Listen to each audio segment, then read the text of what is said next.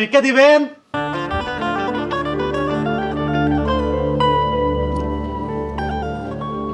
আসসালামু আলাইকুম। ওয়ালাইকুম আসসালাম। কয়টা ভিক্ষার দান না ফুকে দিই? আচ্ছা আপনি খারান, আমি নিয়ে আইতেছি। হ্যাঁ আচ্ছা।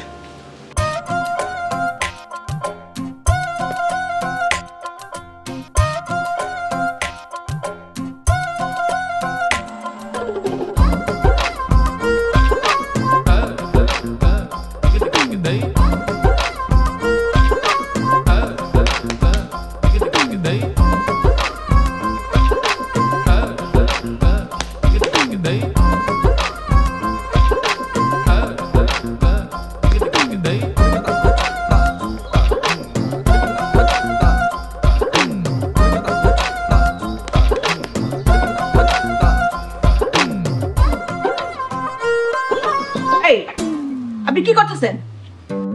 সোনা শোনো, এই যে আপনার বিজ্ঞালন। আমি চাইল ভিক্ষা নিই না। চাইল ভিক্ষা নিবেন না? তাহলে কি টাকা ভিক্ষা নিবেন? আমি চাইলও ভিক্ষা নিই না, টাকাও ভিক্ষা নিই না। আমি ভিক্ষা নিমু তোর কানের সোনা। আল্লাহ গো, আমার কানে। এই আপনি এখান থেকে যাইবেন, নাহলে কিন্তু লোকজন ডাইকা আপনারে ভবের পিটান পিটামু। মারে, আমি তো জোর করে নিমু না, তুই খুশি হয়ে দিবি। মানে? তোর বাড়ির উঠানে অনেক সোনা আছে, এত সোনা আছে যে তুই এ সোনা দিয়ে ঘর বানাতে পারবি। আল্লাহ, এটা আপনি কি কন? আমি যা কইতেছি সব ঠিকই কইতেছি। তুই যদি চাস তোর এই সোনার সন্ধান আমি দিমু।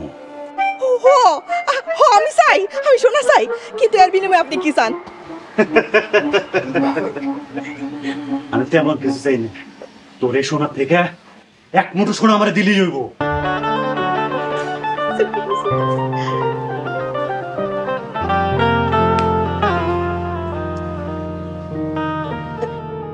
সোনা কখন কখন পাইবেন? কখন পাইব? এত উতলা হইস না। এই সোনা মাটির নিচ দিয়ে ঘোরাফেরা করতেছে, কামে একটু ভুল হইলেই সোনা অন্য বাড়িতে চলে যাইব। তাহলে আর আমি কোনো কথাই কই না। এই যে আমি স্টপ গেলাম, আমি স্টপ। মাগো, তোমার ঘরে সোনা আছে না? যাও সোনা নিয়ে আসো। বাবা, মাটির নিচে এত সোনা দানা থাকতে আমার ঘরে সোনা কেন লাগবো? সোনা তুলতে সোনা লাগবো। তোর ঘরের সোনা উঠানে রাখলে এই সোনা ওই সোনারে তুলে নিয়ে আসবো। বোঝস নাই? চুম্বকের ব্যবহার, সোনা দিয়ে চুম্বকের ব্যবহার করতে হইব। কি কোন? সোনা দানার কি জান আছে? এই সোনার আছে। এই সোনা মাটির নিচে চলাচল করে। যা সোনা নিয়ে আয়। আচ্ছা খারাপ, আমি নিয়ে আইতাছি।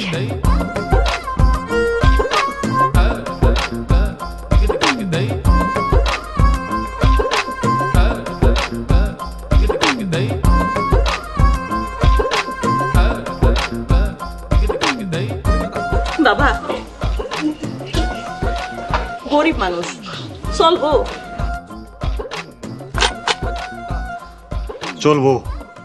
এখন আমি একটা কাজ করব, এই সোনা মাটিতে রেখতেছি, এই সোনা ওই সোনারে টেনে লয়ে আসবো। আর আমি যে মন্ত্রটা পড়মু এটার সাথে সাথে তুই মন্ত্র পড়বি, ঠিক আছে? ঠিক আছে। চোখ বন্ধ কর।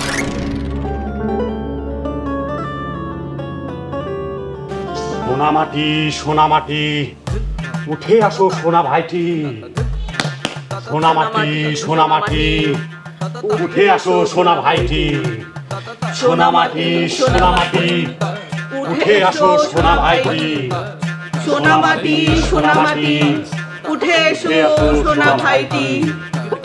সোনা মাটি, সোনা মাটি, উঠে আসো সোনা ভাইটি। এই খারাম, সোনা মাটি, সোনা মাটি। আসসালামু আলাইকুম। ওয়ালাইকুম আসসালাম। এই এই মেয়েকে? এই মেয়েরে তো আমি চিনি না। এই তুমি কে? এই মেয়েরে সরান, ও তো ধ্যানে ব্যাঘাত ঘটাইতেছে। এই মাইয়া, তুমি এখানে কি করো? যাও। আপনারা এখানে কি করতেছেন? আমরা কি করি সেটা জেনে তোমার কি দরকার মা? তুমি যাও। আরে বুঝতেছো না কেন? এই মাটির নিচে সোনা আছে, বাবা মন্ত্র পইরা সে সোনা উঠাইবো। তুমি একটু চুপ থাকো তো। তাই নাকি? খুবই ইন্টারেস্টিং তো। এই মেয়ে থাকলে তো সোনা উঠবো না, কারণ এই মেয়ে তো এবারের না। চুপ কর ভণ্ড ফকির, তুই যদি মাটির নিচ থেকে সোনা উঠাস তাহলে তোর এই অবস্থা কেন? আমি এই যে হ্যানে বইলাম, আজকে যদি মাটির নিচ থেকে সোনা না উঠাইতে পারোস তোর খবর আছে। ভণ্ডামির জায়গা পায় না।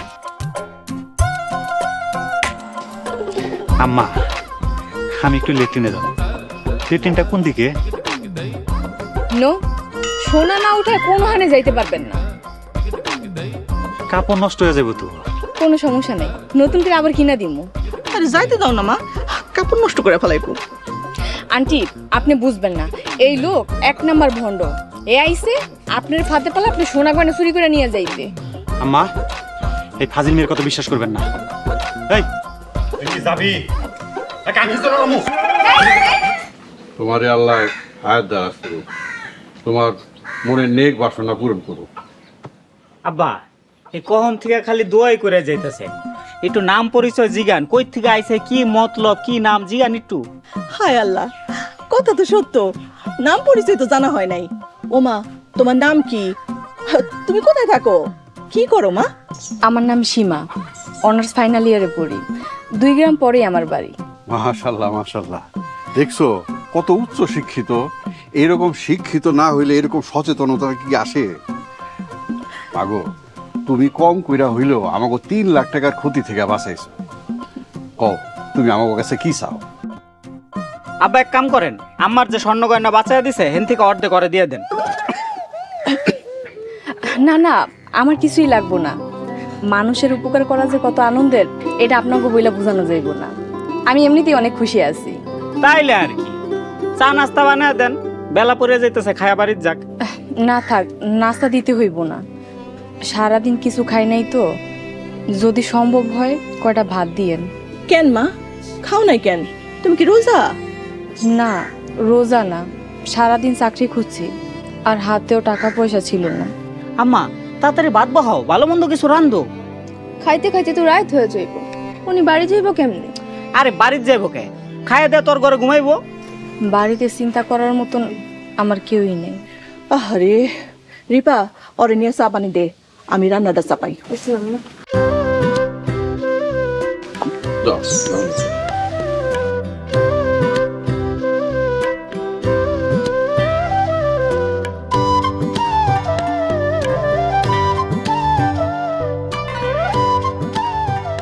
তুমি যে কইলা আমাকে এখানে থাকলে তোমার বাড়ি ঘরে খোঁজ খবর নেওয়ার কেউ নাই, ঘটনা কি কত?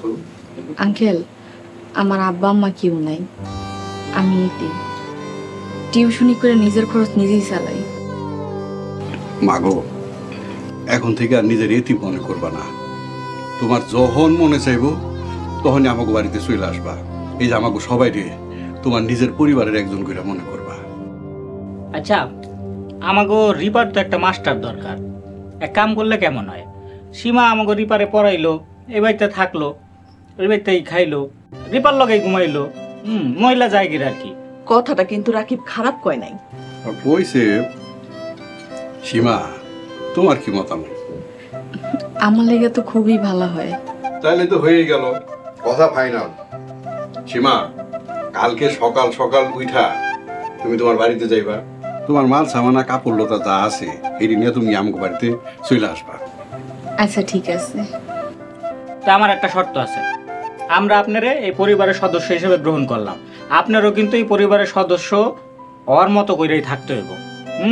আর মারে ঘরের কাজে সাহায্য করতে হইব। অবশ্যই, আপনি কোনো চিন্তা করেন না, আমি খুশি মনে করব। আর আপনারও একটা দায়িত্ব আছে, এই যে সীমা যখন বাড়ি থেকে কাপড় চোপড় এই জিনিসপত্র আনবো তার সহযোগিতা করবে। পানি খাও, নাও শুরু করো। এই আমার কি মাংস